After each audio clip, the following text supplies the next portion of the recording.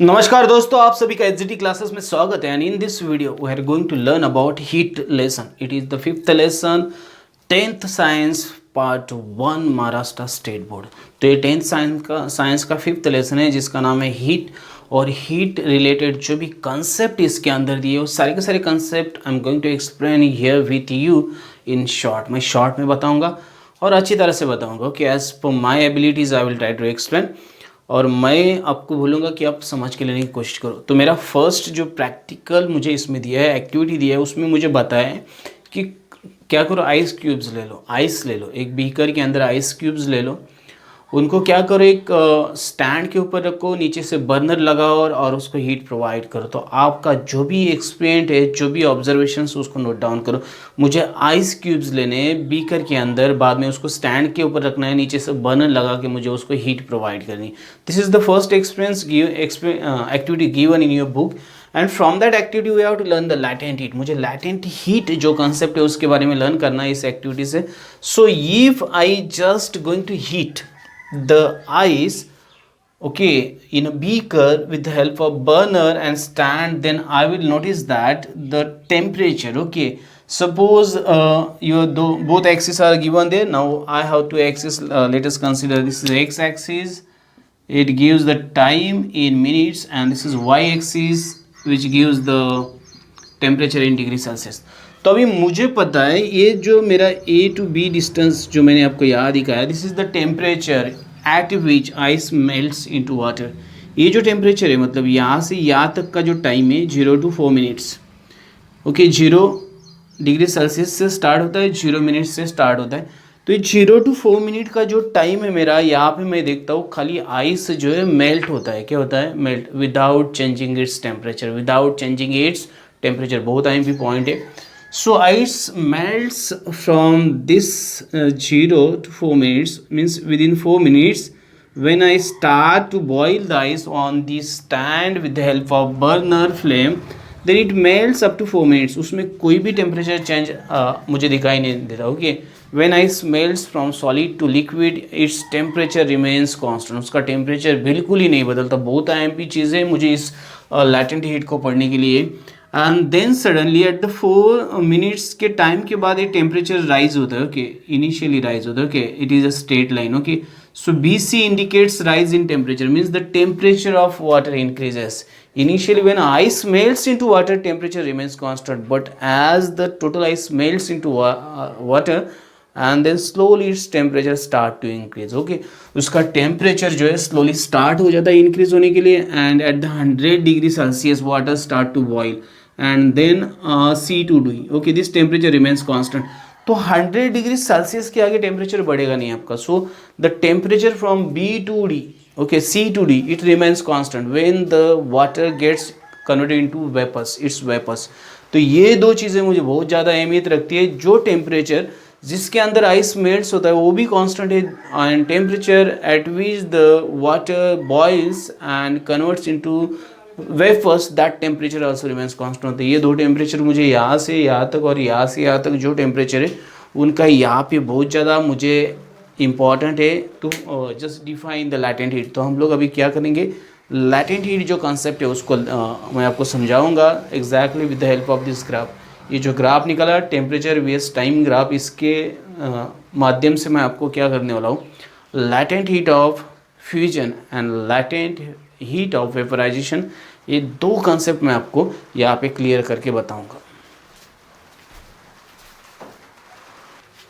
तो दोनों के दोनों कंसेप्ट हम लोग यहाँ पे लर्न करेंगे। मेरे पास फर्स्ट कंसेप्ट है specific latent heat of fusion. Okay, तो मेरा फर्स्ट जो है स्पेसिफिक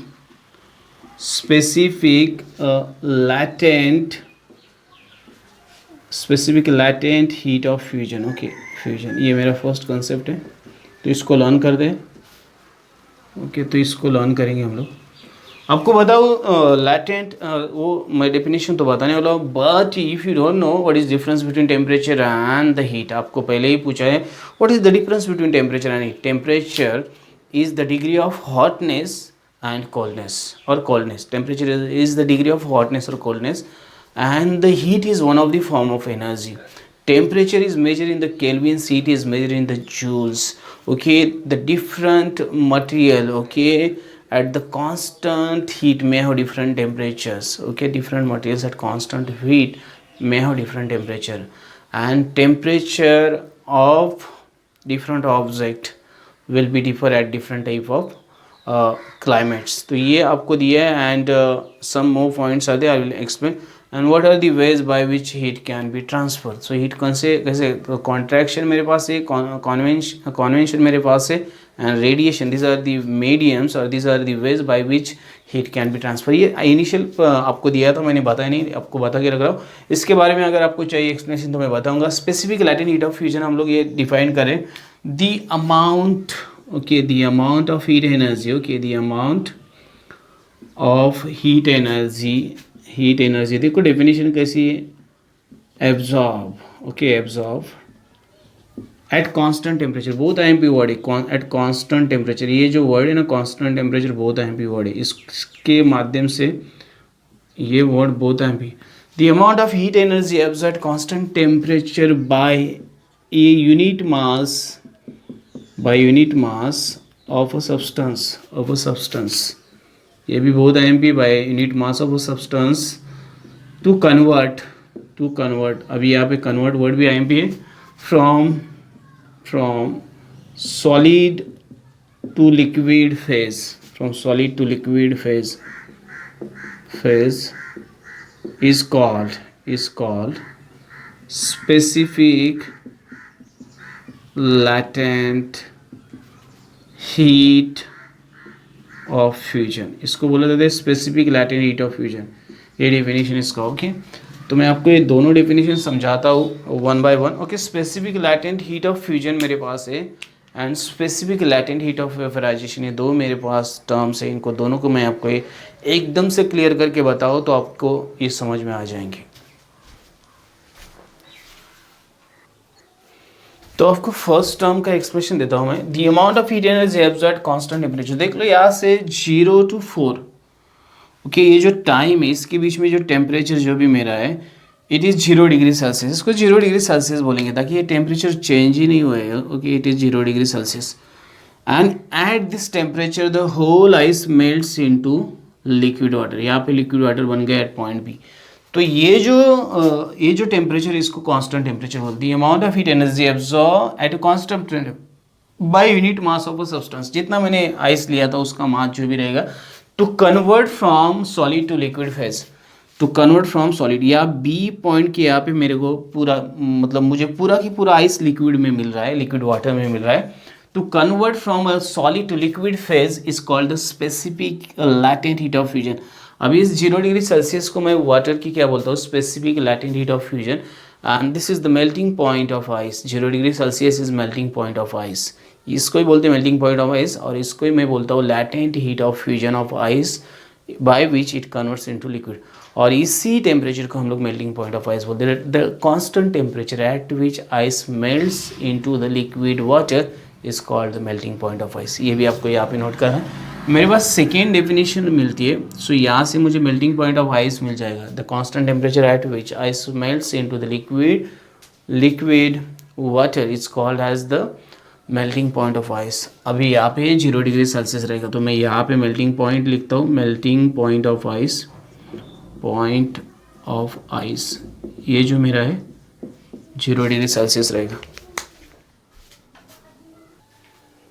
तो मैंने आपको एक कॉन्सेप्ट बताया, specific latent heat of fusion, that amount of heat energy absorb at constant temperature by unit mass of a substance to convert from solid to liquid phase is called specific latent heat of fusion. इसको melting point of ice में बोलूँगा, because at the 0 degree Celsius ice melts into water, so the constant temperature at which ice melts into liquid water is called as melting point of ice. अभी second term की तरफ बढ़ते हैं. अभी second term भी मेरी जो है ना, यहाँ पे सेकेंड है, ये specific latent heat of vaporisation is called the specific latent heat of vaporisation, latent heat of vaporisation. तो इसके बारे में पढ़ेंगे. ओके, तो ये भी मुझे बहुत IMP टर्म है, ये दो ही टर्म मुझे यहाँ पे लर्न करनी है. अभी देखो मैं इस same definition, the amount of heat energy absorb, the amount of heat energy absorb at constant temperature, ये कुछ भी चेंज नहीं होगा एट कांस्टेंट टेम्परेचर। ये सारे के सारे वर्ड्स जो मेरे सेम रहेंगे। By unit mass of substance, by unit mass of a substance. देखो मेरा कौन सा वर्ड चेंज हो रहा है, to convert from liquid okay to vapour phase. Okay vapour phase, इतना ही वर्ड चेंज हो रहा है। Vapour phase, liquid to vapour phase is called specific latent heat of vaporization, specific latent heat of vaporization okay vaporization। इसको भी आपको मैं समझा के देता हूँ क्या है एग्जैक्टली इसका meaning. The temperature from C to D okay remains constant and at this temperature water completely boils and gets converted into vapors। और यहाँ पे सारे वेपर्स बन रहे हैं, मुझे ये वेपर्स मैंने नाम लिखा है, ये वेपर्स कन्वर्ट हो रहे हैं। So this is boiling point of water okay boiling point of water जो वाटर का है 100 डिग्री सेल्सियस। कितना है 100 डिग्री सेल्सियस। तो मैं आपको ये समझा रहा हूँ कि ऐसा एक टेम्परेचर रहता है जहाँ पे सॉलिड जो लिक्विड में कम्प्लीटली कन्वर्ट हो जाता है and that temperature never changes. वो टेम्परेचर रेंज कांस्टेंट होती है, उसलिए उसको बोलते हैं at constant temperature at which solid gets converted into liquid and the temperature at which liquid completely gets converted into vapours. वो टेम्परेचर भी कभी नहीं बदलता, तो उसको melting point and boiling point हम लोग दोनों अलग अलग वर्ड यूज़ करते। The temperature at which liquid boils to the gaseous phase or liquid boils to vapor phase okay is called as the boiling point of liquid और उसको ही boiling point of water भी बोलेंगे। तो मुझे यहाँ से ना specific latent heat of fusion and specific latent heat of vaporization से बहुत IMP इंफॉर्मेशन मिल जाती है। उसका मतलब एक boiling point में लर्न करता हूँ, हर एक सब्सटेंस का अलग अलग boiling point रहेगा एंड एक मेल्टिंग पॉइंट लर्न करता हूँ। हर एक सब्सटेंस का मुझे मेल्टिंग पॉइंट अलग अलग मिलता है। तो melting point, boiling point, that temperature remains constant at which it converts into liquid phase and the temperature at which it converts from the liquid to the vapour stage. तो ये चीज़ें मुझे इससे सीखने को मिलती है। आप भी थोड़ा अच्छी तरह से इसको समझ के ले लो तो आपके दिमाग का जो मतलब प्रेशर रहेगा ना, इसको अंडरस्टैंडिंग का पूरा लूज हो जाएगा, पूरा नॉर्मल हो जाएगा। और एक चीज़ बता दो, मैं यहाँ पे हीट एनर्जी एब्जॉर्ब हो रही तो मुझे लिक्विड मतलब सॉलिड टू लिक्विड मिल रहा है। अगर हीट एनर्जी अगर रिलीज हुई तो मुझे सॉलिड टू लिक्विड मिल जाएगा, नहीं लिक्विड टू सॉलिड मिल जाएगा। ये भी बहुत IMP okay. Heat energy absorb होती है तो solid to liquid and liquid to gas मतलब वेफर्स मिल जाता है। मगर हीट एनर्जी अगर रिलीज हो गई तो मुझे लिक्विड टू सॉलिड ऐसा मिलेगा एंड वेपर्स टू लिक्विड ऐसा मुझे रिवर्स इफेक्ट्स यहाँ पे दिखाई देगा। तो ये भी चीज़ें आपको यहाँ पे बहुत ज़्यादा इम्पॉर्टेंट है समझ के लेने के लिए। तो ये मेरा फर्स्ट टॉपिक था जो मैंने आपके साथ डिस्कस किया, latent heat okay, latent heat of fusion and latent heat of vaporisation. यहाँ पे कुछ एग्जांपल्स आपकी बुक के अंदर दिए, the amount of heat energy okay. यहाँ पे unit mass of liquid okay, मैं सब्सटेंस लिखा है तो यहाँ पे आप यूनिट मास ऑफ लिक्विड भी डायरेक्टली लिख सकते हैं ओके। यहाँ पे unit mass of solid okay, यहाँ पे सॉलिड कर दो तो ये आपके लिए अच्छा रहेगा ताकि आपको कन्फ्यूजन नहीं तो हमेशा रहेगा। आपके बुक में दिया वो वर्ड यूज़ करो। और यहाँ पे लिक्विड कर, सॉलिड लिक्विड है सब्सटेंस ये मतलब ओके, स्टेट है उसकी, लिक्विड कर दो तो ये आपके लिए थोड़ा और अच्छा रहेगा okay. So this is the first point which I have discuss. और कुछ एग्जाम्पल्स दिए आपको, water, ice, copper, ethyl alcohol दिया, गोल्ड, सिल्वर, लेड, इनके मेल्टिंग पॉइंट्स, बॉइलिंग पॉइंट्स दिए, मतलब वो स्पेसिफिक लैटेंट हीट ही मतलब उनकी दे दी है। तो आपको देख लेनी है एक बार, तो आपको उससे थोड़ा सा नॉर्मल मतलब अंदाज़ा आ जाएगा कि किस तरह से लैटेंट हीट का यूज़ होता है। मतलब फेजेस मतलब liquid to solid, solid to liquid, liquid to solid okay no problem, and liquid to gas, gas to liquid convert होने के लिए। तो ये मैं आपको वापस एक बार थोड़ा सा वो मतलब एग्जाम्पल दे के समझा देता हूँ ताकि आपके दिमाग में ये कंसेप्ट आ जाए।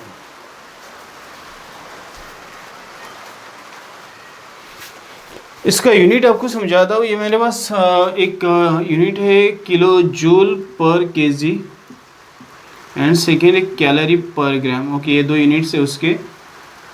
जो हम लोग स्पेसिफिक लैटेंट हीट को मेजर करने के लिए यूज़ करते हैं। ओके, तो ये 2 यूनिट भी आपको यहाँ पे याद रखने हैं। तो आपको जो चार्ट दिया है उसको एक बार अच्छी तरह से देख लो और समझ के ले लो, उसका मतलब सम एग्जांपल्स दिए और उनके लैटेंट हीट ऑफ फ्यूजन और लैटेंट हीट ऑफ वेपराइजेशन दोनों के बीच का डिफरेंस आपको उससे मतलब ये जो केजी मतलब heat energy absorb, okay, and this is amount of substance, okay, unit mass of substance. And calorie मतलब ये कैलोरी हीट एनर्जी का मतलब हीट एनर्जी का यूनिट है calorie and joule, okay, kilo joule भी हीट एनर्जी का है and calorie भी हीट एनर्जी का। And per gram, gram is the unit mass of solid और यूनिट मास ऑफ लिक्विड, ये इसका यूनिट है। इसको एक बार अच्छी तरह से देख लो, उसके एग्जाम्पल देख लो तो आपके दिमाग में आ जाएगा what is the mean of specific latent heat of fusion and vaporisation. Okay, ये 2 कंसेप्ट आपको समझ के लेने। नेक्स्ट मेरा जो टॉपिक है रीजिलेशन। ओके, रीजिलेशन मतलब रीजिलेशन किस तरह की प्रोसेस है ये हम लोग लर्न करेंगे और उसके बाद नेक्स्ट टॉपिक की तरफ बढ़ेंगे।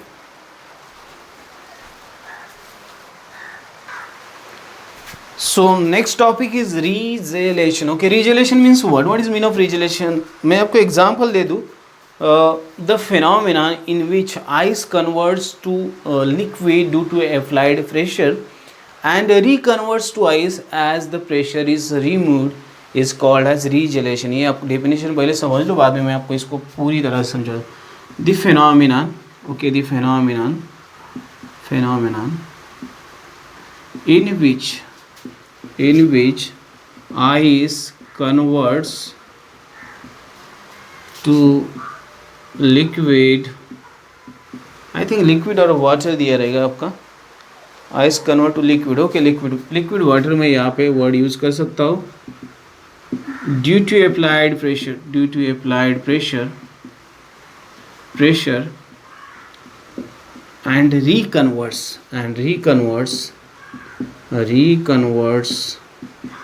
To ice as pressure is removed, okay, as pressure is removed is called regelation,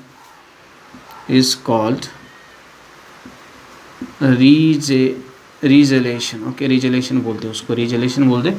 so gelation means I am simply explaining, you have the experience। गोला वाला हम लोगों ने देखा है, जो कि गोला बनाता है, आइस को क्या करता है, स्क्रब करता है, निकालता है, वापस उसका गोला बनाता है, उसका पानी छूट रहा है, बट व्हाट हैपन एग्जैक्टली, अभी ये लिक्विड में आ जाता है, जब वो स्क्रब करता है वापस उसको चिपका देता है तो सॉलिड में आ जाता है। तो क्यों ऐसा होता है, इसको ही बोलते हैं, उसके ऊपर प्रेशर मतलब डाल के उसको लिक्विड में मतलब उसको छोटे छोटे पार्टिकल्स में कन्वर्ट कर दिया, उसको किस दिया, छोटे छोटे पार्टिकल्स में कन्वर्ट किया प्रेशर डाल के, और उसको वापस ना वो जब गोला बनाता है उसके ऊपर प्रेशर अप्लाइड करता है, आप देखते हो तो गोला बन जाता है, वापस वो सॉलिड गोला बन जाता है। इसके पीछे का रीजन ही the phenomena in which ice converts to liquid water due to the applied pressure and reconverts to ice by as the pressure is removed is called as, इसको ही रीजिलेशन बोलते हैं। जैसे कि मुझे एक प्रैक्टिकल दिया रीजिलेशन का, वेट मैंने टाई किया एक स्ट्रिंग को और आइस का एक स्लैब लिया, उसके ऊपर उस स्ट्रिंग को दोनों साइड से इक्वल वेट्स डाल के उसको उसके ऊपर रख दिया। तो मैं क्या करता हूँ, उसको रख देता हूँ and I will observe that string passes from the ice, वो कट करते जाती है, वापस आइस जुड़ते जाता है। क्या, जब उसके ऊपर मैं जो स्ट्रिंग रखता हूँ वेट के साथ तो प्रेशर अप्लाइड करती है इसके ऊपर, ऑब्वियसली इट गो इनसाइड, तो कट करती है इसको, and has the pressure removed again it rejoin. तो ये रीजलेशन का फेनोमेना है कि आइस टूटता है और जुड़ जाता है, आइस टूटता है और जुड़ जाता है, और ये बहुत अहम फेनोमेना है। एक प्रॉपर्टी आइस की, जब आप प्रेशर लगाओगे तो टूट जाएगा, प्रेशर रिमूव करो उसको तो वापस जुड़ जाएगा। तो दिस इज कॉल्ड एज रीजलेशन, इसको रीजलेशन बोलते हैं, और ये आपको पढ़ना था इसलिए मैंने आपको बता दिया। मेरे पास नेक्स्ट टॉपिक्स हैं anomalous behaviour of water. Anomalous behaviour of water मतलब मीन्स एनोमलस का मतलब मैं बताता हूँ, मतलब ये it is somewhat different than the regular. Okay, regular से कुछ अलग। ओके, तो वो एनोमलस बिहेवियर ऑफ वाटर क्या है, उस कंसेप्ट को हम लोग लर्न करेंगे एंड स्टेप वाइज हम लोग आगे जाएंगे। होप्स एपरेटस मुझे दिए उसके बारे में थोड़ा सा जान लेंगे and then will move towards the next topic. Okay, तो धीरे धीरे हम लोग नेक्स्ट टॉपिक की तरफ जाएंगे। लेकिन जो एनोमलस बिहेवियर ऑफ वाटर है The topic is very IMP topics, and for study the anomalous behavior of water you can use the Hope's apparatus. Hope's के apparatus का यूज़ करो, उससे आपको वाटर का anomalous behavior स्टडी करने को मिल जाएगा. So we are going to study now anomalous behavior of water. और आपके जो भी क्वेश्चन बुक के अंदर दिए आपके मन में रहेंगे, जब हम लोग एक्सरसाइज को सॉल्व करेंगे उस टाइम मैं आपको उनके सोल्यूशंस बताते जाऊंगा कि आपको किस तरह से लिखने हैं.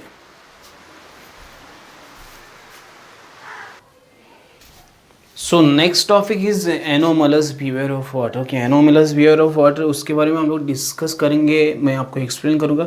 मैं बता दूँ, अगर वाटर को हम लोग क्या करते मतलब हीट करते और उसको अगर हम लोग 0 डिग्री से 4 डिग्री तक मतलब उसका टेम्परेचर बढ़ा देते, तो इस टेम्परेचर के बीच में वाटर एक्सपांड नहीं होती, वो कॉन्ट्रैक्ट्स होती है. Okay, and this behavior, okay, from the 0 degree Celsius to 4 degree Celsius temperature, इसके बीच में जो वाटर का बिहेवियर है उसको बोलते हैं anomalous behaviour of water. Eight the 4 degree Celsius the density of water is high. Okay, मैंने ग्राफ ड्रॉ किया, it is not exactly, but आपको बता दूँ वाई एक्सिस पे टेम्परेचर डिग्री सेल्सियस, और ये मैं एक्स एक्सिस वाई एक्सिस पे स्पेसिफिक वॉल्यूम है जो सेंटीमीटर क्यूब पर ग्राम है हम लोग बोलते हैं, and it is the temperature on the X axis degree Celsius. अगर मैं वाटर को हीट करता हूँ from the 0 degree Celsius to the 4 degree Celsius, it contracts means अगर मैं उसका टेम्परेचर बढ़ाता तो उसको एक्सपांड होना चाहिए, बट इट कॉन्ट्रैक्ट्स.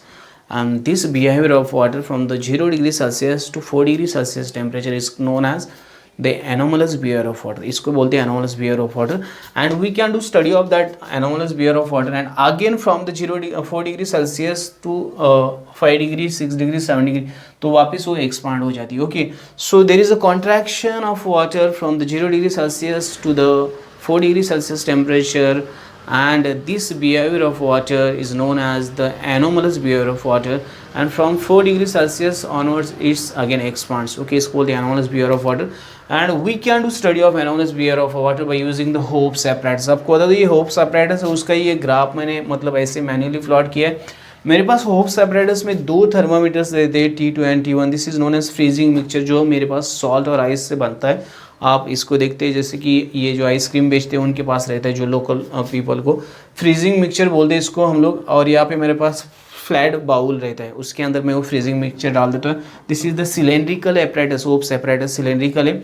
ये मैंने एक कोनिकल फ्लास्क रखा है, जहाँ से मैं अगर इसको एक यहाँ पे मतलब एग्जिट यहाँ से जो सॉल्ट और मेरा आइस है वो मेल्ट्स होता है, तो उसका जो पानी है यहाँ से नीचे आता है, इसमें हम लोग जमा कर देते हैं.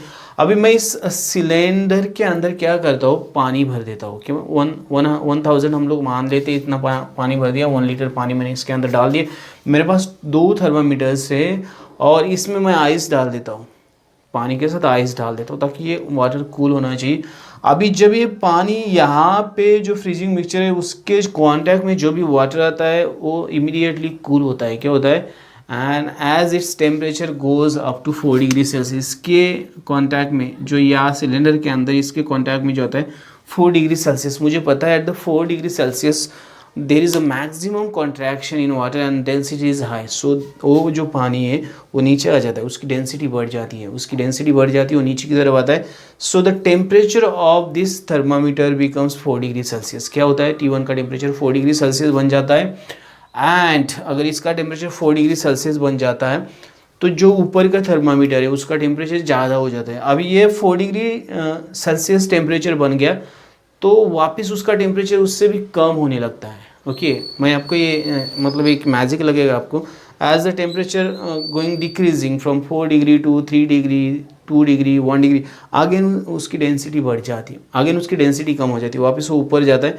And then the temperature of the T2 also decreases. उसका भी टेम्परेचर T2 का डिक्रीज हो जाता है, उसका भी टेम्परेचर 4 डिग्री सेल्सियस आ जाता है, वापस वो पानी नीचे की तरफ आता है. सो इसका टेम्परेचर जब 0 डिग्री सेल्सियस बनता है slowly, then after some time the thermometer T2's temperature again became 0 degree Celsius, and again the 4 degree temperature पानी नीचे आके T2 और T1 के जो बीच में डिफरेंस है, T1 का जो टेम्परेचर है थोड़ी टाइम के लिए 4 डिग्री सेल्सियस स्टेबल रहता है, ताकि यहाँ पे डेंसिटी पानी की सबसे ज़्यादा रहती, एंड T2 का बाद में 4 डिग्री एंड बाद में 0 डिग्री बन जाता है।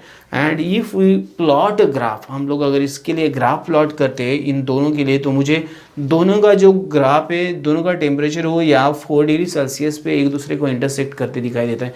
सो 4 डिग्री सेल्सियस टेम्परेचर मतलब, मैं आपको इसको सिंपली समझा देता हूँ, ये पूरा की पूरा सोल्यूशन है अंदर पानी का, सबका मतलब पूरे वाटर का टेम्परेचर बन जाएगा 4 डिग्री सेल्सियस। एक टाइम ऐसा आएगा जो आपके बुक में ग्राफ दिखाई दिया है, मुझे लगता है आई थिंक इट इज़ 27 मिनट्स के लगभग टाइम दिया है, वहाँ पे क्या हो जाता है, दोनों का टेम्परेचर जो 4 डिग्री सेल्सियस बन जाता है। ओके, ये दोनों का टेम्परेचर 4 डिग्री। अभी जो ऊपर का पानी है जो कांटेक्ट में एयर के मॉइस्चर के कांटेक्ट में रहता है, उसका टेम्परेचर रैपिडली मतलब ये हो जाता है, मतलब क्या हो जाता है, बढ़ जाता है, एंड इसका जो टेम्परेचर स्लोली मतलब बढ़ जाएगा। तो ये दोनों के बीच में डिफरेंस हमको दिखाई देता है, एंड दिस टेम्परेचर थोड़ा ज़्यादा टाइम के लिए स्टेबल रहता है। सो इसको आप अगर आपके स्कूल में टीचर के साथ करोगे तो आपके दिमाग में आ जाएगा what is exactly Hope's apparatus and how can we do the study of anomalous behaviour of water with help of Hope's apparatus. हमें ये किस तरह से एग्जैक्टली आइडिया देता है एनोमलस बिहेवियर ऑफ वाटर का, ये हम लोग को इसमें से पढ़ने को मिलता है। So this is one of the experiment by which we can understood the anomalous behaviour of water actually water want to expand from 0 degree to 4 degree Celsius, but it contracts. Okay, maximum contraction of water is at 4 degree Celsius and the maximum density of water is also at 4 degree Celsius. So यही reason है in the मतलब cold regions, cold जो areas रहते हैं, cold जो country मतलब जहाँ पे साउथ नॉर्थ पोल के जो रीजन्स है स्पेसिफिकली, वहाँ पे अगर बर्फ़ जम जाता है, मतलब पानी जम जाता है किसी भी रॉक्स के अंदर या पाइप्स के अंदर, तो क्या हो जाते हैं कभी कभी मतलब रॉक्स बस्ट हो जाते हैं, ताकि जब पानी का टेम्परेचर 4 डिग्री सेल्सियस बन जाता है कोल्ड रीजन्स में, तो उसका डेंसिटी ज़्यादा बन जाता है and it applies the more pressure on the rocks and rocks will be break. Okay, तो रॉक्स फूट जाते हैं, नहीं तो आपके पाइप्स विल बी ब्रेक, जिसमें से वाटर लाइन में जाती है। वाटर लाइन के जो पाइप्स रहते हैं उनके अंदर भी पानी का टेम्परेचर जब 4 डिग्री सेल्सियस बन रहता है, तो at that time its density increases. अगर डेंसिटी इंक्रीज है, it apply the more pressure, उसका प्रेशर बढ़ जाता है और वो फूट जाते हैं। ये उसका रीज़न है, और इसको स्टडी करने के लिए आपको थोड़ा सा एफर्ट्स देना पड़ेगा, उसको समझ के ले लो एक बार तो आपके दिमाग में आ जाएगा। So this is the one of the means practical which is also in your 10th science practical book में भी दी है। उसको आपको प्रैक्टिकल करना भी पड़ता है एग्जाम के before, exam means practical exam के before, and one of the IMP practical is there. Okay, heat lesson में से, तो इसको एक बार देख लो आप, आपके दिमाग में आ जाएगा what is exactly anomalous behaviour of water and what are the effects of the anomalous behaviour of waters on the cold regions और कोल्ड एरियाज, और पानी मतलब बर्फ़ के नीचे एनिमल्स और प्लांट्स कैसे सर्वाइव कर सकते हैं। ओके, जब बर्फ़ जम जाता है तो उसका टेम्परेचर 0 डिग्री सेल्सियस रहता है, और उसके नीचे का जो पानी रहता है उसका टेम्परेचर 4 डिग्री सेल्सियस रहता है। तो इसके कारण ओके वो पानी में जिंदा रहते हैं, पानी पानी रहता है, and ice is different than the water. Okay, at 4 degree Celsius the density of water is maximum. Okay, तो नीचे की तरफ ही रहेगा, ऊपर नहीं आता है, तो that is reason behind this. Okay, तो ये कुछ भी जो आपको दिया है मतलब okay exactly, so you have to do study of this topic very clearfully, so you will get idea about the anomalous behaviour of water. Okay, इसको बोलते हैं एनोमलस बिहेवियर ऑफ वाटर।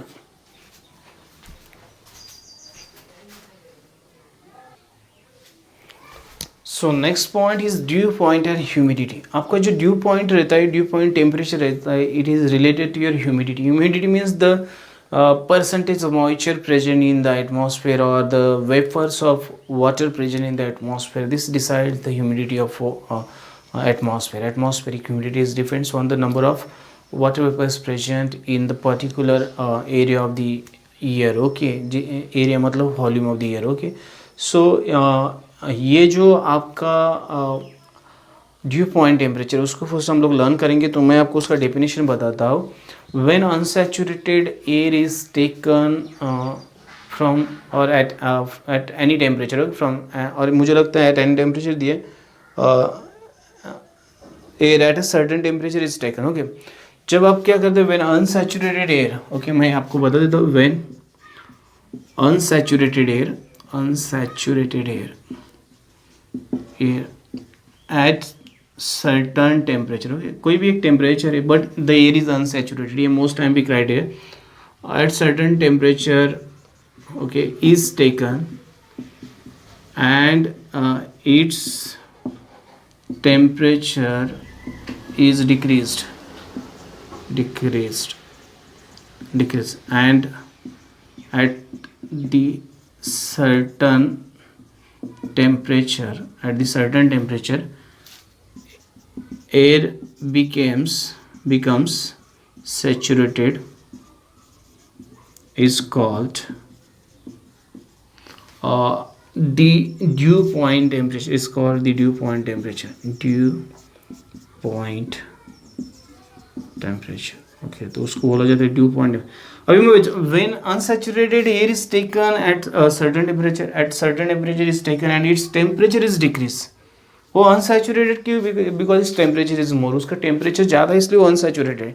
अगर उसका टेम्परेचर मैं कम कर दूँ तो वो सैचुरेटेड बन जाएगी. ऑटोमेटिकली जो एटमॉस्फेयर के अंदर वेपर्स है वो उसमें जम जाएंगे. Okay, as the temperature decreases. हम लोग को पता है, हम लोग फ्रिज से बाहर कोई बॉटल लेते हैं और उसको रख देते, तो हम लोग देखते कि उसके ऊपर पानी की जो बूंदें वो जम जाती है. सो dew drops, okay, in the morning time in winter season we always see the dew drops on the leaves or on the grass, okay, which is here and then around us. Okay, तो हम लोग को दिखाई देते grass के leaves के ऊपर जो ड्यू ड्रॉप्स रहते वो दिखाई देते. The reason what, the temperature is very low at the time of winter season. Okay, and the same thing is here, when unsaturated air is, okay, taken at certain temperature, and its temperature is decreased, okay, and it again becomes saturated, okay, at certain temperature, and that temperature is called as dew point temperature of the year. Okay, तो उसमें vapours जम जाते हैं, जैसे कि मैं पानी की बॉटल लेता हूँ, वो कोल्ड रहती है एंड उसके बाजू का जो एटमॉस्फेयर रहता है उसका टेम्परेचर ज़्यादा रहता है. Due to this coldness of water बाजू का टेम्परेचर भी कम हो जाता है and we see the dew drops on the bottles. Okay, so same thing we observe in the nature in the winter season, in the morning and the evening time. Dew drops, okay, are formed on the leaves or on the grass surface, okay, because of the temperature change. ये temperature change से relate करता है. And this dew point temperature is measured by the relative humidity. मेरे पास relative humidity जो रहती है उससे इसको measure किया जाता है, dew point temperature. और मेरे पास उसका एक यूनिट दिया है मुझे, किलोग्राम पर मीटर क्यूब. अभी देखो मैं किलोग्राम, ये वेट हो गया, ड्यू मतलब वेपर्स का वेट हो गया. मीटर क्यूब मतलब आपको पता है ये वॉल्यूम हो गया. Okay, so mass of on volume. Okay, so mass of on volume. Okay, ये मुझे यहाँ पे लर्न करने को मिलता है. So it is related to mass of on volume. ये रिलेशन मुझे यहाँ पे लर्न करने को मिलती है. So relative humidity is measure in kilogram metre cube. ये absolute humidity is measure. Okay, absolute humidity से हम लोग पता कर सकते हैं कि पॉइंट टेम्परेचर क्या है. नेक्स्ट मुझे percent relative humidity, actual mass of vapour contain in the air at the given volume and then the mass of vapor needed to make the air saturated in the volume into 100. Okay, मुझे percentage relative humidity निकालनी है, तो उसके लिए formula दिया है कि मुझे कितना मैंने मास लिया है ऑफ वॉल्यूम और उसके लिए कितना मास चाहिए मुझे. ओके, उसको मैं कन्वर्ट कर सकूँ unsaturated to saturated process into 100. Okay, तो ये मुझे यहाँ पे लर्न करने को मिलता है. सेकेंड जो मेरा पॉइंट है यहाँ पे मैं आपको बता दूँ. Okay, this is the given point.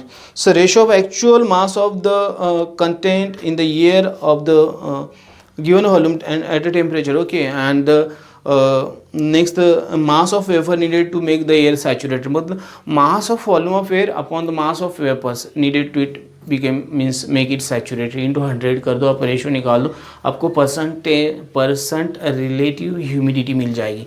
And humidity is related to the this. Okay, means temperature से रिलेट करती है एंड द वेपर कंटेंट से रिलेट करती है. It is related to vapour content which are present in the air. Okay, अगर 60% से भी ज़्यादा वेपर कंटेंट रहता है तो मुझे यहाँ पे लिख दिया. One thing is clear, I have the book now. Relative humidity at the due point is 100%. मतलब 100% ड्यू पॉइंट की यहाँ पे रिलेटिव ह्यूमिडिटी मतलब 100% जो ये रहती है सैचुरेटेड रहती है. Okay, the air is 100% saturated. मुझे ये इनडायरेक्टली कहना है. If the relative humidity is less than 60%, we feel that the air is dry. अगर relative humidity is more than 60%, we feel the humid climate. And it is less than 60% we feel the dry climate. ये दोनों चीज़ें हम लोग को observe करने को मिलती है।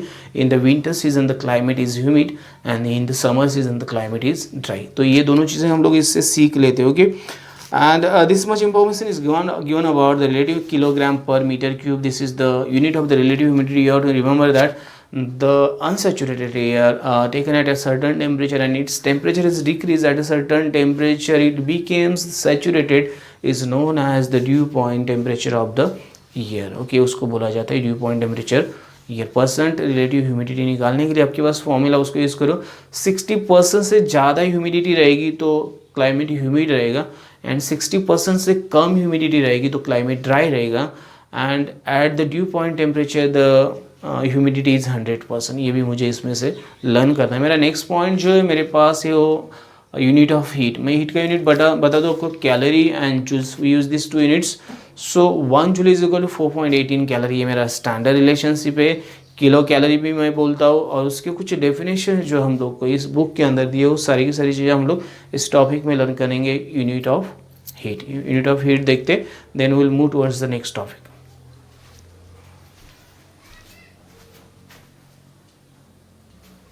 सो next point is the units of heat. मेरे पास 2 यूनिट्स है कि एसआई सिस्टम में मुझे एसआई सिस्टम जो है एसआई यूनिट मेरे पास जूल है एंड सीसीएस यूनिट मेरे पास calorie. Okay, 1 joule is equal to 4.18 calorie, हम लोग के स्टैंडर्ड रिलेशन पता है। नेक्स्ट अगर मैं 1 कैलोरी को डिफाइन करना चाहता हूँ तो मुझे उसकी डेफिनेशन किस तरह मिलेगी? The amount of heat. Okay, इसका डेफिनेशन मैं बताता हूँ। The amount of heat necessary, okay, necessary to raise मतलब बढ़ाना, the temperature of 1 gram of water, okay, by 1 degree Celsius. Okay, the amount of heat necessary to raise the temperature of 1 gram of water by 1 degree Celsius from is standard 14.5 degree Celsius to 15.5 degree Celsius is called 1 calorie heat, is called 1 calorie heat. Okay, इसको बोला जाता है 1 calorie heat. I think the same it is given in your book. It's called 1 calorie heat. Okay, 1 calorie heat. इसको भी बोला जाता है 1 calorie heat. Okay, तो ये मेरा the amount of heat necessary to raise the temperature of 1 gram of water by 1 degree Celsius. I think the correct by 1 degree Celsius from, okay, तो it is 1 calorie. अगर मुझे 1 kilo calorie निकालना है तो यहाँ पे मुझे 1 kg डालना पड़ेगा। ओके, 1 kg डालना पड़ेगा एंड बाकी सब सेम रहेगा। Okay, so it will become 1 kilo calorie, ये बनेगी 1 किलो कैलोरी। तो ये चेंजेस मुझे करने पड़ेंगे। यहाँ पे मुझे 1 kg और मुझे यहाँ पे मिलेगा 1 किलो कैलोरी, ऐसा मुझे चेंज मिलेगा। Okay, the definition will be sir the amount of heat necessary or required to raise the temperature of 1 gram of water by 1 degree Celsius from 14.5 degree Celsius to 15.5 degree Celsius is called 1 calorie heat. It's called 1 calorie heat. The amount of heat necessary to raise the temperature of 1 kg water by 1 degree Celsius from 14.5 degree Celsius to 15.5 degree Celsius is called as 1 kilocalorie heat. तो ये 2 definitions मुझे यहाँ पे मिल जाती है, उनके standard relation मुझे दिए हैं। अगर मुझे okay 1 kilo calorie is equal to 1000 calorie, ये मुझे पता है ऑलरेडी, और मुझे ऐसा बोला है कि ये 14.5 टू 15.5 डिग्री सेल्सियस क्यों लिया जाता है। But is reason we have to take this standard 14.5 to 15.5 degree Celsius. The reason if we measure the amount of heat required to raise temperature of 1 gram or 1 kg water by 1 degree Celsius, except this range of temperature we need the different amount of heat. वो 1 calorie से अलग मिलेगी आपको, ups and downs मिलेगी, कम ज़्यादा मिलेगी। So this standard is chosen to measure the heat okay of 1 gram of water by 1 degree Celsius. तो इसका पीछे ये रीज़न है, या आपको क्वेश्चन में पूछा गया है, तो एक बार प्लीज़ इसको देख लो। मेरे पास सेकेंड और next point is specific heat. Okay, specific heat capacity मेरे पास है, बाद में मेरे पास हीट एक्सचेंज है और the measurement of specific heat. ये मेरे पास कुछ पॉइंट्स बचे, उनको डिस्कस करेंगे हम लोग। Specific heat capacity, exchange of heat and measurement of heat किस तरह से की जाती है। ये लास्ट 3 पॉइंट्स से मैं मतलब इतने डीप में नहीं गया इस लेसन के। The exercise which is given after this lesson is very IMP because in the exercise maximum questions were asked which will give you the idea about the lesson, कि वो सारे क्वेश्चंस आपको lesson की idea दे देते। और lesson के अंदर भी कुछ ऐसे क्वेश्चंस पूछे जिनके बारे में हम लोगों ने डिस्कस नहीं किया, उस सारे क्वेश्चंस आपको एक बार देखने पड़ेंगे, तो आपको लेसन क्या है एग्जैक्टली समझ में आ जाएगा। And there is need of means preparation, आपको प्रैक्टिस करनी है, प्रिपरेशन करना है, तो आपको जल्दी समझ में आ जाएगा। ओके, तो next point heat specific heat capacity, heat exchange and the measurement of heat, ये 3 पॉइंट्स बचे, इनको देख लेते and then will complete this lesson. So my next point is specific heat capacity. मुझे एक प्रैक्टिकल दिया है कि जिसमें मुझे बताया take 3 space of iron copper and lead of the same mass, equal mass, एक ही मास है, सेम मास है एंड सेम साइज रहेगी, ऐसे 3 स्पेस ले लो and then keep this 3 space of the iron copper and lead in the boiling water for the same time, उनको रखो 5 मिनट्स के लिए और 10 मिनट्स के लिए। Take them out of the boiling water and then put और keep them on the thick slab of wax, thick slab है wax का, उसके ऊपर रख दो and what will you observe, आपको क्या समझ में आएगा। So you can see that the iron sphere okay go differ in the wax as compared to the copper and the copper sphere go differ as compared to the lead। okay, तो ये depth इसकी depth और इसकी जो depth है, the depth of iron sphere it is more as compare to copper and copper sphere it is more as compare to the lead. Okay, तो मुझे एक ऑब्जर्वेशन करने को मिलता है, यहाँ पे the heat absorb by the iron sphere is more as compare to copper and the heat absorbed by the copper sphere is more as compared to lead. So different metal have different type of capacity to absorb heat energy and these capacities are called as specific heat capacity. The definition I will write here. okay, so definition मैं आपको बताता हूँ, the amount of heat energy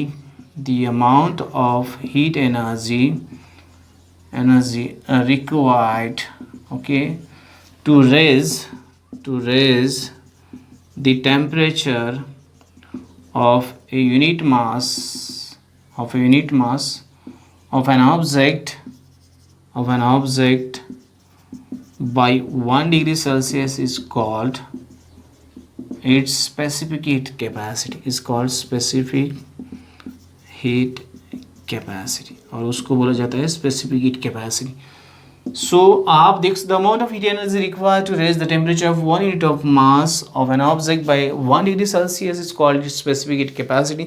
I think same definition is given, is called okay energy. Yes, this is given and different object have different type of specific heat capacity. Water का आपको दिया है यहाँ पे, it is measured in the calorie per gram degree Celsius.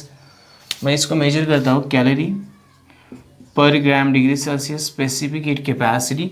अगर मैं kilo calorie लिखूँ तो केजी पर gram degree Celsius, kilo calorie यहाँ पे लिखा तो यहाँ पे आएगा केजी पर डिग्री सेल्सियस, किलोग्राम पर डिग्री सेल्सियस, तो ये दोनों मतलब इसके यूनिट बन जाएंगे। ये मुझे यहाँ पे दिए, कुछ मेरे पास एग्जाम्पल से मैं आपको बता देता हूँ। एग्जाम्पल जो है मेरे पास यहाँ पे मैं बता देता हूँ आपको कौन कौन से एग्जाम्पल। ओके, वाटर का दिया है 1, then the paraffin 0.50, kerosene 0.52, aluminium 0.215, then iron का मुझे दिया है 0.110, तो एल्यूमिनियम का आयन से ज़्यादा है एक्चुअली। ओके, कॉपर का 0.095, सिल्वर का दिया 0.056, मर्क्यूरी 0.033, तो aluminium has the more specific heat capacity as compare to iron, iron has more as compare to the copper, copper has more as compare to silver, silver has more as compare to the mercury. So some metals are given, some solvents are given, paraffin और kerosene मुझे पता है organic solvents है, इनका भी मुझे दिया है यहाँ पे। And the water is given, water has the highest specific heat capacity आपको यहाँ पे दे दिया। अभी मुझे एक इक्वेशन मिलेगा यहाँ से, देखो the specific heat capacity of object okay is c, उसको स्मॉल सिंबल देते हैं सी। अभी यहाँ पे कुछ एक्सप्लेनेशन दिया, मैं आपको बता दूँ। If specific heat capacity of an object is small c, the mass of an object is m, and if the temperature of object is raised by delta T degree Celsius the heat energy absorb by an object is given by. Okay, अगर कोई भी object रहेगा अभी तो ये object क्या करता है, हीट एनर्जी गेन करता है, उसका M is mass, C is the specific heat capacity and delta T. Okay, so ये रहेगा उसका equation. Okay, delta T degree Celsius में रहेगा, M is the mass of an object, C is the specific heat capacity of an object and temperature change जो रहेगा delta T से दिखाएंगे, तो it is given by like this. Okay, तो ये आएगा उसका इक्वेशन, एम इंटू सी into delta T, ये रहेगा हीट एनर्जी एब्जॉर्ब और लॉस्ट, एक तो एब्जॉर्ब करेगा एक तो लॉस्ट करेगा, तो आपको इसी तरह से उसका देना पड़ेगा। Okay, decrease the total heat energy lost bye, okay lost में भी यही आएगा और डिक्रीज में इंक्रीज में भी यही आएगा। अभी मेरे पास जो लास्ट टॉपिक है हीट एक्सचेंज का and the measurement of specific heat, ये दो टॉपिक्स बचे उनको एक्सप्लेन करते। ये मैंने आपको समझाने की कोशिश की, the amount of heat energy required to raise the temperature of an unit mass of an object by 1 degree Celsius is called as its specific heat capacity. Its specific heat capacity, and different object have different type of specific heat capacity. You can just understood this concept by doing this type of practical experiment by taking the wax slab, and you have to take 3 space of different metals with the same mass, and then you have to keep that 3 space in the boiling water for a certain time, equal time. Then you take out that 3 space and then put on the wax, and you can see that the ions pair goes in more means is it goes in more depth as compared to the copper goes more depth as compared to the lead, and from this we can analyze or we can understand that the different metals have the different type of heat absorption capacity, heat absorb करने की जो capacity है उसको ही हम लोग बोलते हैं specific heat capacity. तो ये कंसेप्ट आपको मैंने यहाँ पे समझा दिया। लास्ट कंसेप्ट 2 बचे, heat exchange and the measurement of heat. इनको हम लोग इक्वेशन के साथ किस तरह से मेजर करेंगे ये सीख लेते एक बार, and then will complete this lesson, and then will solve the practice set or exercise of this lesson, and then we will wind this session.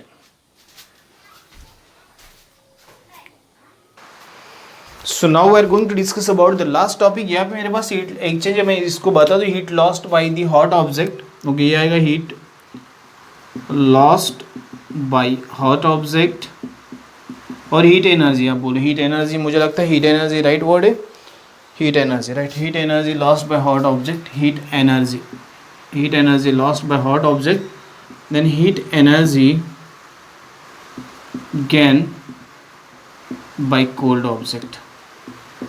तो ये आएगा हीट एक्सचेंज। अगर हॉट ऑब्जेक्ट रहेगा तो वो हीट एनर्जी लॉस्ट करेगा, cold रहेगा तो हीट एनर्जी गेन करेगा, दोनों का हीट जब सेम हो जाएगा there is no exchange.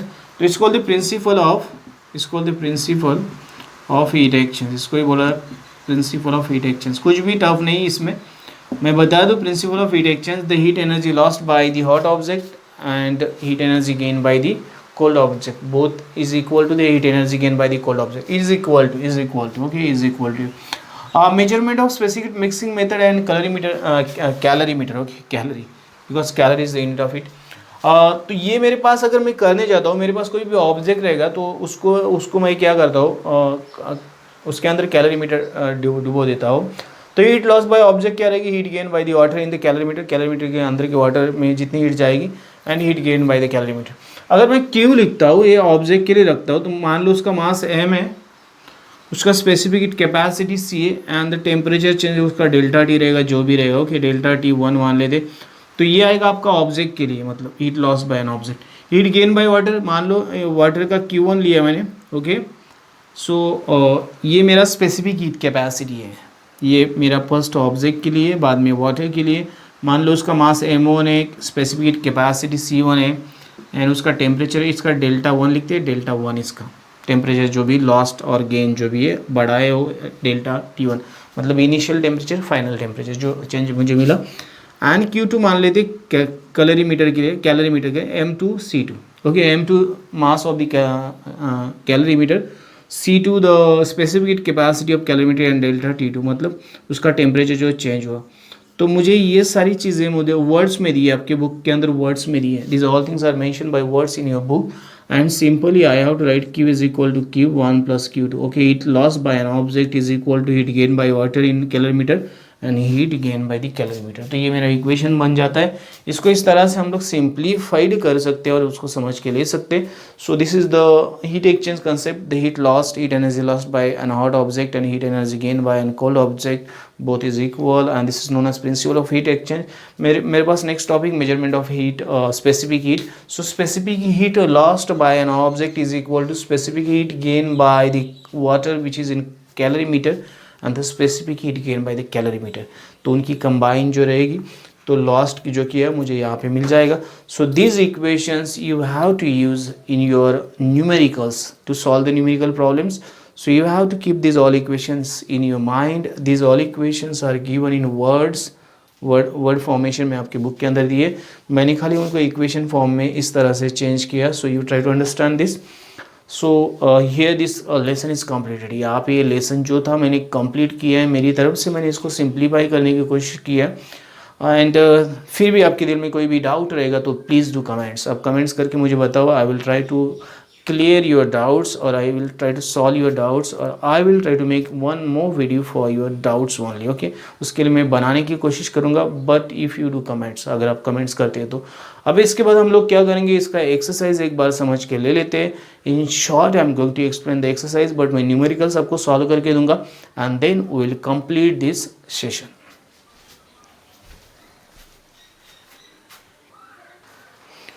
So we will solve the exercise of this lesson. मेरे पास first question, fill in the blanks and rewrite the given sentences. Okay, मुझे लिखना है the amount of water vapor in the air is determined in terms of its absolute humidity. ये आपको आपके book में दिया है, चाहे तो आप इसको चेक करके देख लो। ह्यूमिडिटी से मेजर की जाती है। If objects of equal masses are given equal heat, their final temperature will be different. This is due to their specific heat capacity. उनकी स्पेसिफिक हीट कैपेसिटी जो रहती है अलग अलग रहती है। So this is because of specific heat capacity. इसके पीछे जो रीज़न है स्पेसिफिक हीट कैपेसिटी, ये रीज़न है। अलग अलग ऑब्जेक्ट की स्पेसिफिक हीट कैपेसिटी अलग रहती है।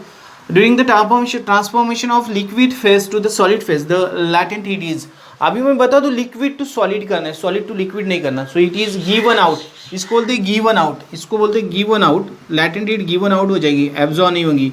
और उसका दूसरा वर्ड है रिलीज। रिलीज मतलब बाहर छोड़ देना। तो ये गिवन आउट हो जाती है या रिलीज हो जाती है।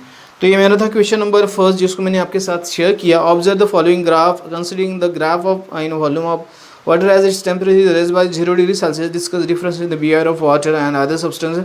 What is behavior of water called? Anomalous behavior of water. Anomalous behavior of water call करेंगे। इसका ग्राफ आपके बुक में दिया है, उसको एक बार आप प्लीज़ रीचेक कर लो और इसका सोल्यूशन लिख दो। What is meant by specific heat capacity? आपको डेफिनेशन बताइए। The amount of heat energy required to raise the temperature of a unit mass of an object by 1 degree Celsius is called its specific heat capacity. सो उसके लिए experiment मैंने आपको बताया। आपको ion का एक स्पेयर लेना है, बाद में कॉपर स्पेयर ले लो एंड बाद में लीड स्पेयर ले लो। बॉइलिंग वाटर में उनको डाल के रखो 10 मिनट्स के लिए, वापस उनको बाहर निकालो एंड जो भी आपके पास थिक वैक्स का स्लैब रहेगा उसके ऊपर पुट कर दो। Then you will understood the specific heat capacity of different object is different. ये आपको एक्सप्लेन करना है यहाँ पे। While deciding the unit of heat, while which temperature intervals is chosen and why, which chosen 14.5 degree Celsius to 15.5 degree Celsius is chosen because in this temperature range the increase in the heat energy, okay, by 1 calorie, okay, or by 1 kilocalorie is fixed. बाकी में थोड़ा सा difference आ जाता है। okay, we'll discuss this topic very soon. सो हम लोग जो भी मैं आपको एक्सप्लेन कर रहा था उसको कंटिन्यू करेंगे। मेरे पास सेकेंड डायग्राम थी, anomalous behaviour of water. What is mean by specific heat capacity, मैंने बता दिया। The amount of heat energy, okay, absorb by unit mass, okay, of an object, okay, by 1 degree Celsius, उसका temperature rise, that is known as specific heat capacity. उसको बोलते हैं specific heat capacity. उसके different object की different रहती है, मैंने बता दिया आपको। इसके लिए वो प्रैक्टिकल जो दिया है। While deciding the unit of heat which temperature intervals is chosen and why, chosen कौन से किए जाते हैं 14.5 degree Celsius to 15.5 degree Celsius. उसके पीछे का रीज़न उसी के नीचे दिया आपके बुक में, you can check it. Explain the following temperature versus time graph, मैं डायग्राम की बात कर रहा हूँ। यहाँ पे आपको latent heat of fusion and latent heat of vaporization पढ़ने को मिल रहा है, तो ये आपको एक बार वापस जाके देखना है. Explain the following. What is the role of the anomalous behaviour of water in the preserving aquatic life in the regions of cold climate. Okay, because due to the anomalous behavior of water, okay, water contracts and its density increases, and it will be in the state of water at the 4 degrees Celsius below the ice, and due to that water the aquatic animals can survive in that water and the aquatic plants can grow in that water. okay, तो बढ़ सकते. How can you relate the formation of water droplets. Okay, आपको मैंने बताया fridge के बाहर bottle निकाल दो, बॉटल के अंदर का टेम्परेचर ज़्यादा रहता है, सो द उसके बाजू में जो भी क्लाइमेट रहता है वो ठंडा हो जाता है. Due to that the droplets of water means dew droplets are formed on the surface of water. okay, so it is similar to dew droplets which are formed on the leaves or the grass, okay, in the nature, okay, in the morning time in the winter season. तो उसको हम compare कर सकते हैं. in cold regions in winter the rocks crack due to the anomalous expansion of water. मैंने बताया कि water contracts from 0 degree Celsius to 4 degree Celsius. this is known as anomalous behavior of water, and due to that the density of water increases, and when it is stored in any type of rock surface then it apply the pressure on the rock and rocks will be means burst और वो फूट जाते हैं, cracks उनमें आ जाती है, and pipes में भी इस तरह की क्रैक्स आ जाती है. ओके, आपको पता है वाटर सप्लाई पाइपलाइंस के जो पाइप्स रहते हैं उनमें ये आपको ऑब्जर्व करने को मिलता है. Answer the following. What is mean by latent heat. आपको लैटेंट हीट की डेफिनेशन ऑलरेडी पता है, मैंने बताई आपको. There are two types of latent heat. What will the state of transform if the latent heat is given off. Latent heat अगर given off होती है, रिलीज होती है, गिवन आउट हो जाती है, तो आपका गैसियस फेज है लिक्विड फेज में आ जाता है, और लिक्विड फेज है सॉलिड फेज में रिवर्स हो जाता है वो आपका जो डायरेक्शन हो. Explain the role of latent heat in the changes of states of a substance. Okay, आपको पता है latent heat is the amount of heat energy absorbed at a constant temperature by unit mass of substance to change its state from one phase to another phase. उसको latent heat बोला जाता है, and it plays very important role to change the state of matter. okay, from the solid to liquid to gas, ये change हो सकते हैं.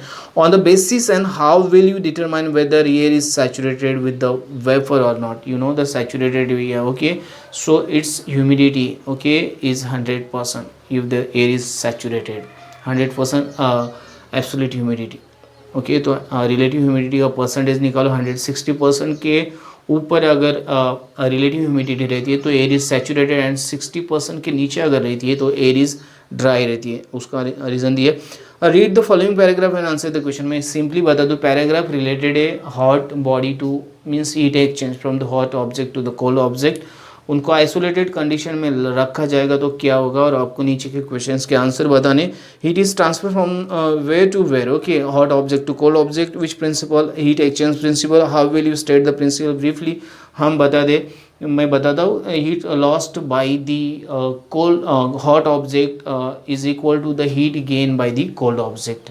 Okay, this is known as the principle of heat exchange, इसको बोला जाता है. Which property of the substance is measured using this. okay, specific heat capacity of substance is measured by using this principle. ये हम लोग सीख जाएंगे.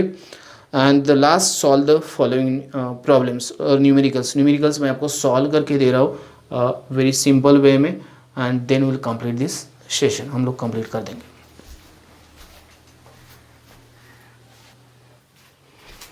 So first numerical मेरे पास है. यहाँ पे मेरे पास दो ऑब्जेक्ट है, object A and object B. Okay, तो मैं इसका सॉल्यूशन निकाल के आपको दिखाता हूँ. तो फॉर ऑब्जेक्ट ए के लिए मैं लिखूँगा मुझे जो दिया. Okay, two objects. Okay, object A के लिए मास m1 दिया मुझे, it is same 1 gram. Delta D मुझे दिया है यहाँ पे, delta D it is given. Delta T 1 लिखेंगे हम लोग. आई थिंक डेल्टा टी 1 लिखना सही रहेगा. यहाँ पे डेल्टा टी ए लिख देते हैं. ओके, ताकि ये मेरे पास ए ऑब्जेक्ट है. ओके, सो इसका डेल्टा टी दिया 3 डिग्री सेल्सियस, एंड मुझे C1 क्या है मुझे फाइंड आउट करना है. Similarly for object B. Okay, for object B के लिए मुझे जो दिया है मैं लिखता हूँ यहाँ पे. M2 दिया है मुझे यहाँ पे 1 ही ग्राम दिया है. देन डेल्टा टी बी दिया है मुझे यहाँ पे, it is given 5 degree Celsius, and मुझे C2 म्हणजे मतलब इसको C2 लिखो, CA लिखो, CB लिखो, चलेगा। हमें इसको कंपेयर करना है। अभी मेरे पास फॉर्मूला जो बनता है, इसका फॉर्मूला जिसको मैं यूज़ करने वाला हूँ, ओके। सो ये बनेगा Q इज़ इक्वल टू, मैंने लिखा था MC डेल्टा T, ये फॉर्मूला यूज़ करना है। एंड यहाँ पे therefore QA is equal to QB। So QA का फॉर्मूला मुझे पता है, QA का आएगा M1, MA लिख देते हैं, M1 नहीं लिखेंगे अभी, मुझे MA ही सही लग रहा है, फिर MA ही लिखते हैं ना, ताकि A ऑब्जेक्ट है। MA then CA into delta TA is equal to MB delta TB। चलो ये यूज़ करते हैं हम लोग। सो ये 1 है, यहाँ पे CA मुझे कंपेयर करना है, ये मेरे पास 3 है, ये 1 है, CB मुझे कंपेयर करना है, ये C means specific heat capacity मुझे कंपेयर करना है, और ये मेरे पास 5 है, ओके। तो ये बनेगा 3CA, ये बनेगा 5CB, okay. Therefore CA is equal to 5/3CB, ये मेरा रिलेशन बन जाएगा, ओके। सो मुझे आंसर लिखना है, ये आंसर मेरा आ जाएगा। मुझे लिखना है what object, which object has more specific heat. So object, therefore the object A has more specific heat by factor, okay, by factor 5/3, okay, 5/3, okay. तो ये मेरा सोल्यूशन आएगा। ये मेरा फर्स्ट न्यूमेरिकल था, मैंने आपको समझा दिया किस तरह करना है। अभी हम लोग क्या करेंगे, सेकेंड न्यूमेरिकल सॉल्व करेंगे। जो भी आपके क्वेश्चंस एंड आंसर है सेल्फ कर लो, उससे आपको ज़्यादा बेनिफिट रहेगा। अगर फिर भी आपको लगेगा कहीं पे कि sir you please give the answers, आपको लग रहा है कि कहीं पे सर आप आंसर्स देने की ज़रूरत है, तो मुझे कमेंट्स करके बताओ, मैं आपके सारे के सारे आंसर्स आपको लिख के दे दूँगा, ओके। उसके लिए मैं एक वीडियो बनाऊँगा। तो ये था मेरा फर्स्ट न्यूमेरिकल जिसको सॉल्व किया। अभी सेकेंड न्यूमेरिकल को सॉल्व करते हैं, okay. So will solve the second problem. यहाँ पे देखो, liquid ammonia is use in ice factory to making ice from water. If water at 20 degree Celsius to be converted into 2 kg ice at 0 degree Celsius, how many grams of ammonia are used to be evaporated? The latent heat evaporation of water is given 340. I think it is of ammonia, I think. Okay, latent heat of vaporization of ammonia. Okay, it is ammonia. Sorry, it is not water. It is ammonia, NH3. Okay, it is ammonia. It is given. Okay, 341 calorie per gram. Okay, so it is 341 kilocalorie per kg. ऐसा बन जाएगा इसका relation. तो मैंने ice और water के लिए लिखा है, मुझे 2 kg आइस बनाना है, 1 किलो कैलोरी पर kg डिग्री सेल्सियस। ये जो है उसका लैटेंट हीट ऑफ फ्यूजन जो हम लोग बोलेंगे वो T1 मेरे पास 20 डिग्री सेल्सियस से, उसे मुझे T2 में लाना है 0 degree Celsius. And latent heat of ice 80 kilo calorie पर kg। ये मुझे निकालना है, ये अमोनिया के लिए। And L is given, okay. Water से मुझे वाटर ही कन्वर्ट होगा फर्स्ट, एंड यहाँ पे 0 डिग्री सेल्सियस, तो ये टेम्परेचर डिफरेंस है, डेल्टा डी यहाँ पे MC डेल्टा डी आएगा। और यहाँ से 0 डिग्री सेल्सियस से 0 डिग्री सेल्सियस आइस मुझे चाहिए, तो यहाँ पे ML, यहाँ पे टेम्परेचर चेंज आप 0 देखोगे, यहाँ पे कोई भी टेम्परेचर चेंज नहीं, तो यहाँ पे खाली M mass into latent heat, okay, यही आएगा। तो मेरा फॉर्मूला Q1 बनता है MC delta T plus ML, okay, and QB बनता है M1EL1, ताकि यहाँ पे मेरे पास ये दो ही चीज़ें, ताकि अमोनिया मुझे लैटेंट हीट दी और मुझे मास निकालना है, और कोई टेम्परेचर चेंज यहाँ पे जरूरी नहीं होगी। सो मेरा फॉर्मूला है QA is equal to QB, okay. इसको मैं लिखूँगा फॉर्मूला, तो ये मेरा फॉर्मूला बन जाता है यहाँ पे। इसको थोड़ा आप गौर से करो तो समझ में आ जाएगा। मेरे पास यहाँ पे मैंने देखा MC delta T plus ML is equal to M1L1, ये मेरा फॉर्मूला बन जाता है। सो M मेरे पास क्या है, मेरे पास M है 2 kg, सो 2 इंटू 1, C मेरे पास 1 है, इंटू 20 डिग्री है मेरे पास डेल्टा टी, मतलब यहाँ पे 20 माइनस 0 20 आ जाएगा, मतलब 20 मैं लिख देता हूँ। और यहाँ पे वापस 2 है, EL मेरे पास 80 है, इज इक्वल टू M1 मुझे निकालना है, या 341 है। तो चलो इसको कैलकुलेट करते हैं। ये मेरा बनेगा 40, और ये बनेगा मेरा 160, और ये बनेगा M1 इंटू 341 बनेगा।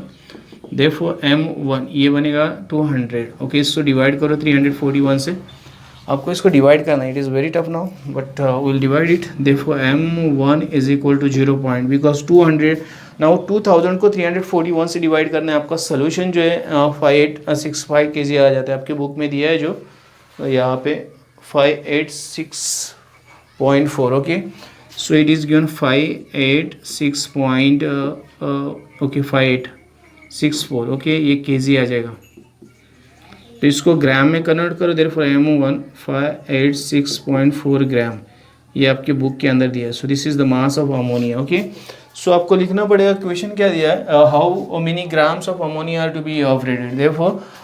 Therefore 586.4 gram of ammonia to be evaporated to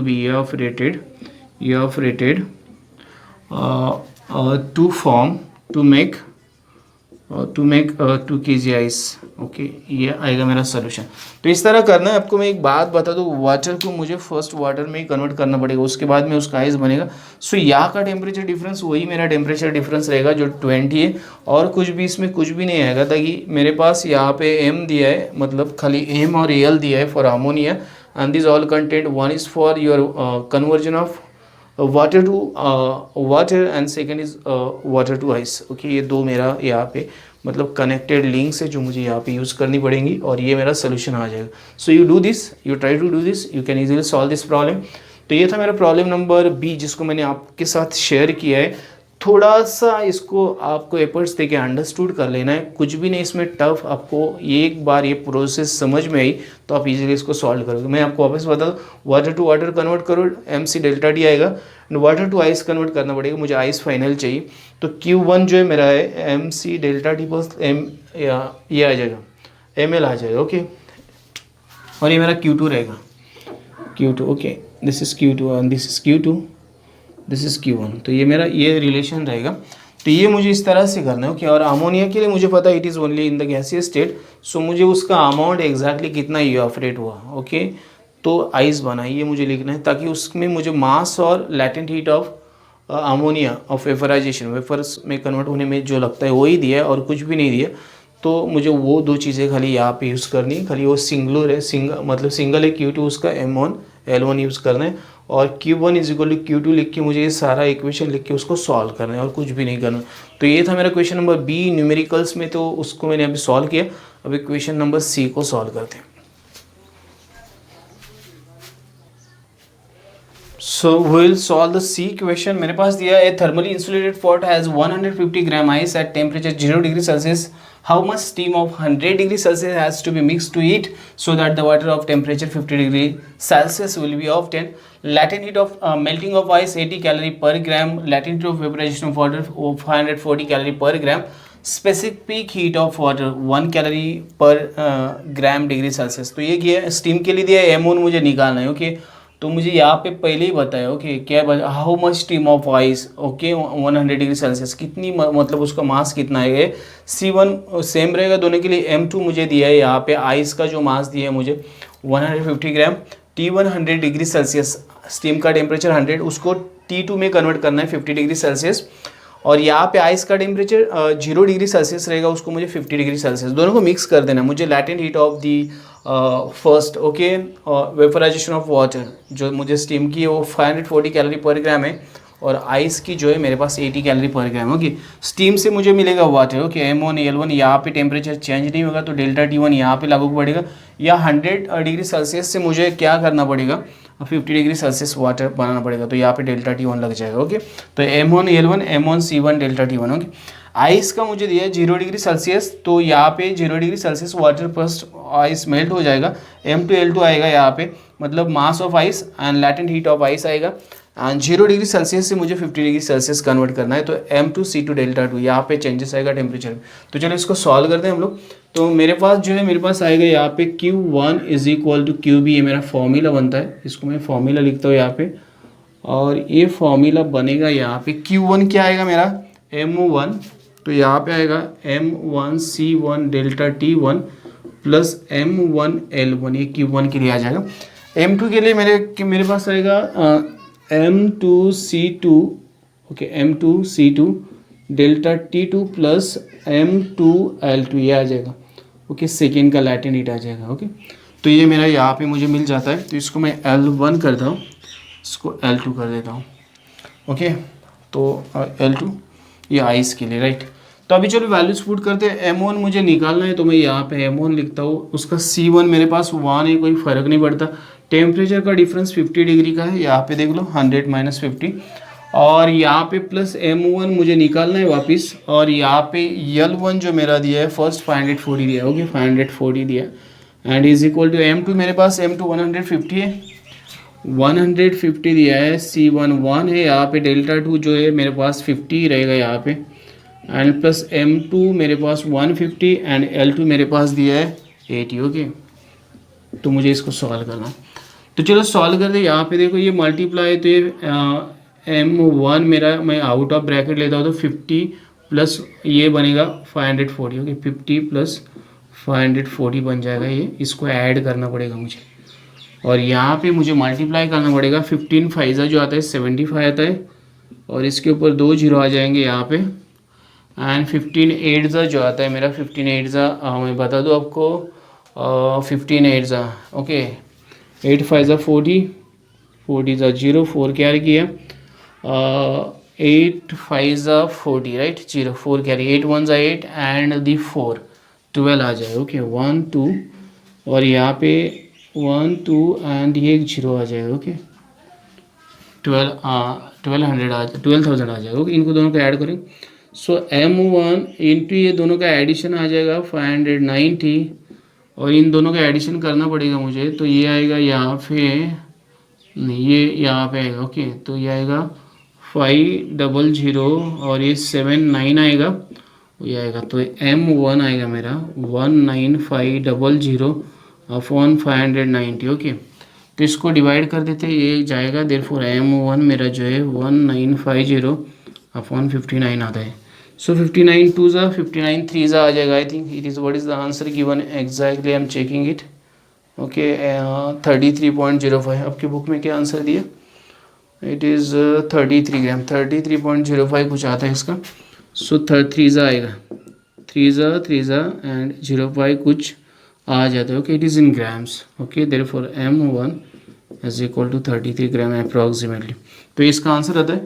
तो आपका जो आंसर है यहाँ पे देख लो, how much steam of 100 degree Celsius has to be mix, so 33 gram, okay 33 gram steam of 100 degree Celsius has to be mixed with ice to form 50 degree Celsius water. तो ये मेरा सोल्यूशन आ जाएगा, okay. So in this way I have to solve this, it is very easy, but you have to understood this criteria. Steam को water में convert करते हैं, और वाटर को अभी उसके कम डिग्री सेल्सियस टेम्परेचर के वाटर में, आइस को पहले वाटर में कन्वर्ट करो, और उसके बाद में उसको क्या करो 50 डिग्री सेल्सियस वाटर में कन्वर्ट कर सकते हैं आप मिक्स करके। तो ये जो क्राइटेरिया आपका जो सोल्यूशन लिखने का, वो क्राइटेरिया एक बार आपके दिमाग में आ जाए तो आपको इस प्रॉब्लम में कोई भी दिक्कत नहीं आएगी। So you have to understood this things, okay, this 2 things and this, तो आप इसको इजीली सॉल्व कर सकते हैं। तो ये इस तरह सॉल्व करना है आपको, वैल्यूज पुट करके कैलकुलेशन करना है, और कुछ भी नहीं करना है। और ये जो फर्स्ट पॉइंट है इसको थोड़ा सा अंडरस्टूड करके लेना है, because this problems have there are means 2 steps. ये Q1 QB it is Q2, सो इसके लिए आपको QA QB मुझे आदत पड़ गई। तो ये स्टेप्स आपको बहुत ज़्यादा अहमियत रखती है जब आप लिखते हो। तो ये था मेरा क्वेश्चन नंबर 6, जिसको मैंने आपके साथ शेयर किया, सॉल्व करके बताया। अभी हम लोग क्या करेंगे, question number D last question है, उसको सॉल्व करेंगे। मैंने बताया आपको बीच के प्रॉब्लम्स, मतलब जो भी क्वेश्चंस थे, कुछ ग्राफिकल क्वेश्चंस थे, मैंने नहीं बताया आपको, सॉल्व करके नहीं दिए, आपको खुद को करने हैं, ताकि आपका नॉलेज बढ़ेगा। और फिर भी आपको लगता है उसके सोल्यूशन चाहिए तो आपको कमेंट्स करना पड़ेगा, मैं आपको सोल्यूशंस दे दूंगा।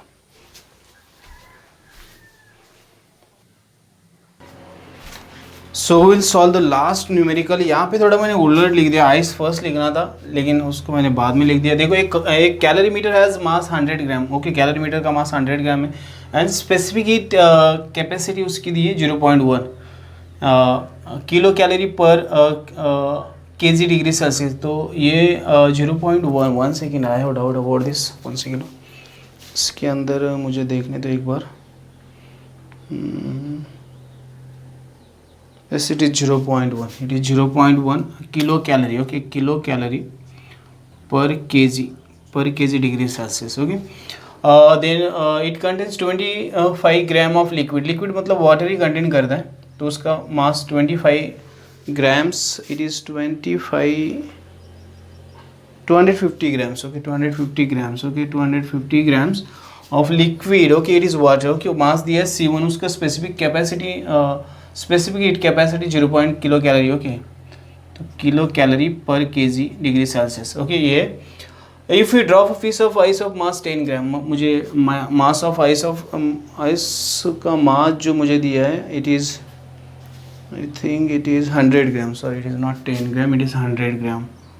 Okay, at 0 degree Celsius what will be the temperature of the mixture. Okay, तो आइस का टेम्परेचर है ना, ये मिक्स होने वाला है दोनों टेम्परेचर में. तो फर्स्ट मैं आइस लिखता हूँ यहाँ पे, देखो. सो MC 1 किलो कैलोरी पर ग्राम सेल, इसको भी 1 किलो कैलोरी पर केजी डिग्री सेल्सियस कर देते हैं हम लोग.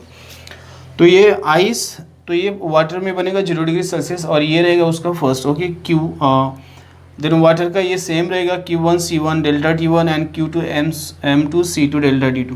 तो ये किस तरह सॉल्व करने में आपको एक क्वांटिटीज़ लिखना आना चाहिए फर्स्ट. ये थिंग आइस का मतलब मुझे यहाँ पे इक्वेशन मिलता है Q is equal to Q1 plus Q2, ये मेरा फॉर्मूला बनेगा.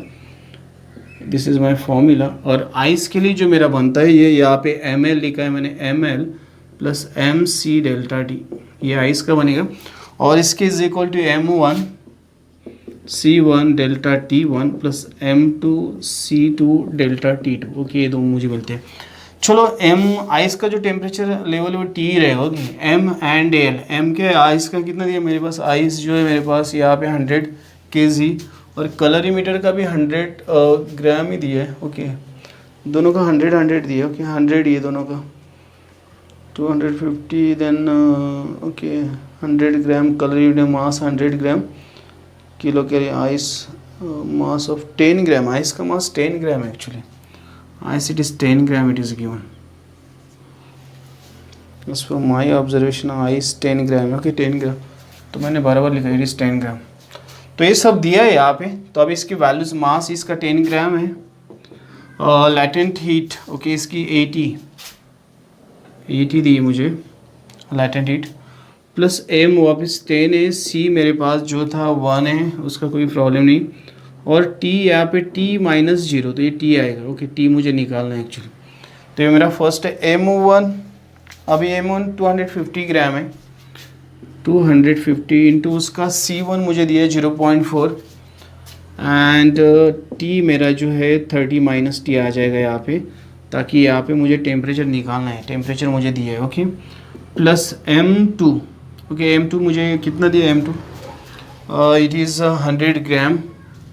100 ग्राम दिया है उसका M2. एंड मुझे C2 दिया है 0.1 एंड डेल्टा 2 जो मेरा है 30 माइनस T आ जाएगा, because I know that it is the ratio which is given here. Okay, 30 minus T, ये सेम आएगा. अब इसको कैलकुलेट कर दें हम लोग. ये T मेरा यहाँ पे, तो ये 10T बनेगा, ये बनेगा 800 प्लस 10T, ये बना मेरा फर्स्ट, ये LHS का. 250 इंटू 0.4. ओके, 4 से मल्टीप्लाई करो, 4 5 20 0, अगेन 4 2 10 एंड 10 आएगा, तो ये 100 बनेगा. ओके, 100 अगर मैं 0.4 से मल्टीप्लाई करता हूँ इसको, तो ये 250 जो है 100 बनना चाहिए. 4 25 100. ओके, और पॉइंट चला जाएगा उसका. ये बनेगा 100 into 30 minus T. Okay, plus इसको अगर मल्टीप्लाई करता हूँ तो ये बनेगा 10 एंड 30 माइनस T, ये इस तरह से आ जाएगा. तो चलो इसको करते फिर. 800 प्लस 10T आएगा. यहाँ पे देखो 30 माइनस T जो है मैं कॉमन ले लेता हूँ यहाँ पे, और इसके अंदर जो 100 प्लस 10 कर देता हूँ, 110 बन जाएगा वो. तो ये बनेगा 30 माइनस T, ये बनेगा 110. तो चलो अभी इसको मल्टीप्लाई करते हैं, तो ये बनेगा 33 एंड 00 माइनस 110T, तो ये बनेगा 800 प्लस 10T. ओके, तो अभी इसको ये साइड में लेके आते हैं, तो मुझे बनेगा ये 10T प्लस 110T, और 3300 माइनस 800 करना पड़ेगा मुझे. चलो 33 से 8 को माइनस करते हैं हम लोग, 13 माइनस 8, तो 25 आ जाएगा. ओके, 25,000 और ये आएगा 120T। So T is equal to 2500 और ये 120। सो 0 0 गेट कैंसिल, 12 2 जा 24 बचा 1 के ओके 24 1 बचा, 1 के ऊपर 0 आया तो मैं इसको डिवाइड नहीं करता, पॉइंट ले लिया मैंने। सो 12 5 ज़ा 60, 7 ज़ा 22, देन 8 ज़ा 84 एंड 9 ज़ा आएगा, ओके 9 ज़ा। सो इतना आएगा degree Celsius, I think it is in degree Celsius, 20.9 degree Celsius और 25.8, ओके 12 9 ज़ा okay 20.8। So T is equal to 20.8 degree Celsius, ये टेम्परेचर आएगा मेरा। So what is ask here, if we drop a piece of ice of mass 10 gram at 0 degree Celsius, what will be the temperature of the mixture? तो temperature of mixture जो बनेगा आपका 20.8 degree Celsius.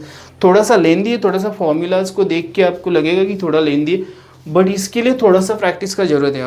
आपकी अगर practice रहेगी, आप अगर इसको सही तरीके से करना चाहते हो, अगर आपको ये इक्वेशन से एक बार पता चल गए how to convert ice to water, water to again water to next temperature, then you can solve this type of problems easily.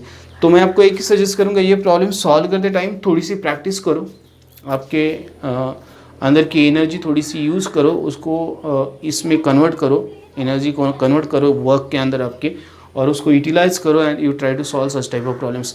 So this is the last numericals which I have shared with you. मैंने try किया just solve करने का, मैंने इस lesson को थोड़ा सा shortly explain करने की कोशिश की है। अगर आपको लगता है आपको थोड़ा सा भी कहीं पे भी कोई भी डाउट है तो आप please do comments, we will try to make another video to clear your doubts.